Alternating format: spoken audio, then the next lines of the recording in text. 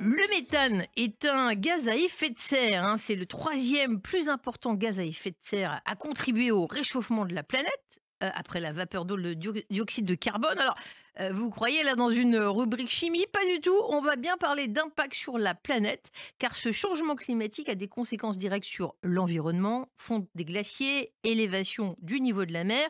Il influe sur les écosystèmes et modifie la biodiversité. Et il vient d'où ce méthane?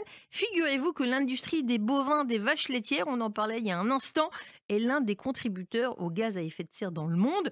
Le méthane représente environ la moitié de la quantité totale de gaz à effet de serre émise par ce secteur. Alors, d'où viennent les émissions de méthane? J'ai un invité qui a les moyens de nous le dire. Quentin Pell, bonjour. Bonjour. Vous êtes product manager sur les émissions de méthane chez Keros, une société d'ingénierie environnementale à la pointe de la lutte contre les émissions de méthane, qui est responsable d'environ 30% du réchauffement planétaire.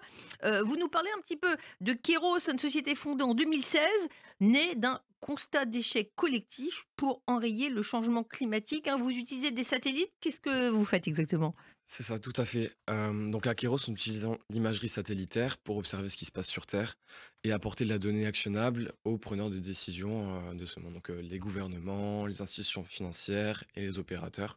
Ouais. Hem, L'idée est d'observer à la fois la transition énergétique, mais les émissions de gaz à effet de serre pour changer et avoir de l'impact sur le changement climatique à court et long terme. En quoi le méthane est-il, nocif? Il a un pouvoir réchauffant? Vous pouvez expliquer, C'est un petit ça. peu? Donc, tout comme le CO2, c'est un gaz à effet de serre qui absorbe l'énergie dans l'atmosphère et réchauffe la planète. La différence avec le CO2 est que sa durée de vie dans l'atmosphère est beaucoup plus courte. Donc, on parle de 12 ans, là où le CO2 dure des siècles.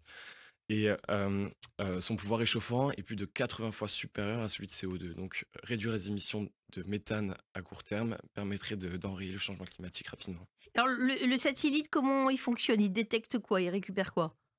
Donc, le satellite récupère les rayons du soleil qui frappent la Terre, qui traversent l'atmosphère et frappent la Terre. Ce qu'il faut savoir, c'est que le méthane absorbe certaines parties du spectre des rayons du soleil, et les satellites sont capables d'identifier quelle fréquence a été absorbée lors de son passage dans l'atmosphère. Et donc, avec des satellites, nous sommes capables d'estimer des concentrations de méthane dans l'atmosphère et de les suivre en temps réel. Et à qui adressez-vous vos reportings, hein? Vous êtes capable de voir d'où proviennent les principales émissions de méthane? C'est ça. Donc nous observons des émissions qui viennent de tous les secteurs, secteur pétrolier, secteur minier, secteur de l'agriculture et de la gestion des déchets. Et nous travaillons principalement avec des gouvernements ou des institutions internationales comme l'ONU, qui visent à mieux comprendre ce qui se passe et collaborer avec les personnes au sol, pour réduire ces émissions. Donc la donnée en temps réel est un facteur très important pour favoriser la collaboration et le reporting. Donc c'est l'ONU, la Commission européenne, C'est des ça. des entreprises aussi, hein? Des entreprises aussi, des banques, un peu tout type d'acteurs. Alors, selon l'Agence internationale de l'énergie, environ 40% des émissions de méthane liées, à la production d'énergie fossile pourraient être évitées pour un coût quasi nul. Donc ça sert à ça, hein, vos reportings et vos infos? C'est ça.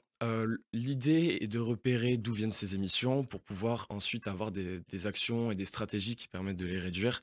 Comme le dit l'IEA, 40 peut être, évité à coût nul, mais ce qui manque, c'est vraiment l'identification de l'origine de ces sources et c'est là où le satellite, avec sa couverture globale, est hyper importante pour comprendre ce qui se passe sur Terre. Alors, puisque notre thématique aujourd'hui, c'est plutôt, l'alimentation dans cette émission, un petit focus sur l'agriculture.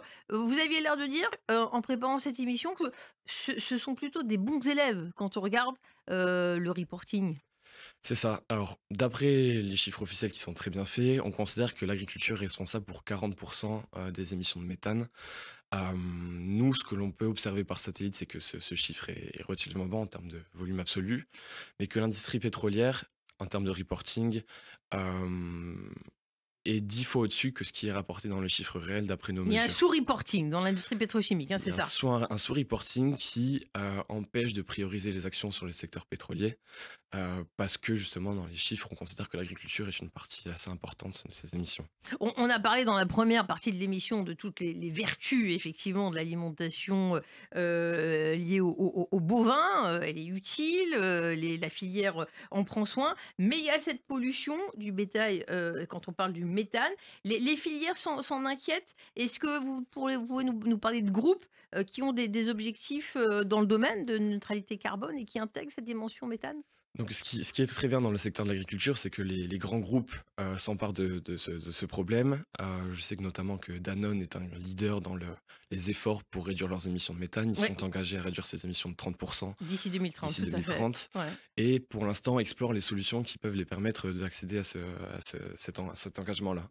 Donc justement, il y a, changer la nourriture des bovins pour réduire les émissions, sélectionner les races pour augmenter la production par tête de bétail. Toutes ces options marchent, sont en voie de discussion au sein des grands groupes, heu et donc on attend les résultats d'ici 2030. Quel pays concentre les plus grandes émissions, hein? Vous avez, des zones que vous observez de près? Ça donne quoi? Donc pour le secteur de l'agriculture, c'est assez spécifique aux pays en voie de développement, donc on voit beaucoup l'Asie du Sud-Est, la Chine, les Philippines, le Vietnam. On voit aussi beaucoup en Amérique latine, le Brésil, l'Argentine qui émettent beaucoup de méthane, donc c'est à la fois lié à la production de bétail, enfin de viande, mais aussi à la production de riz qui émet beaucoup de méthane.